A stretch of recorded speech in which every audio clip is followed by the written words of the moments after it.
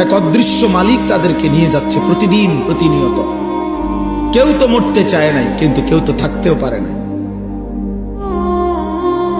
এজন্য এটাই অনিবার্য বাস্তবতা যে মরতেই হবে,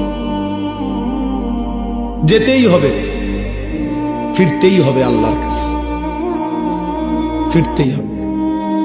তাহলে কাজেই যেটা চিরন্তন বাস্তবতা, যেটা অনিবার্য সত্য, সেটাকে পাশ কাটানো বুদ্ধিমানের কাজ না। এটা কোনো বুদ্ধিমান হইতেই পারে না।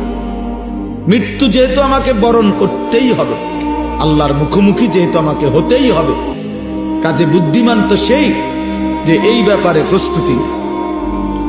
কারণ আমি তো এটা এমন কোনো বেলা আমার নেতা দৈরা এই দল কিংবা ওই দল কিংবা কোন রকম কোন ছল ছাতুরি করে যেহেতু আমি কবর থেকে, মৃত্যু থেকে নিজেকে আড়াল করতে পারবো না, কোন সিস্টেমে নাই, ন্যূনতম কোনো সম্ভাবনাও নাই, তাহলে অতএব কবরের জন্য প্রস্তুতি নেওয়া, আখিরাতের জন্য প্রস্তুতি নেওয়া, এটাই বুদ্ধিমানের কথা। কারণ এটা তো আমাকে বরণ করতে হবে, তার চাইতে ভালো রেডি হয়ে যাই, প্রস্তুতি নিয়েই যাই।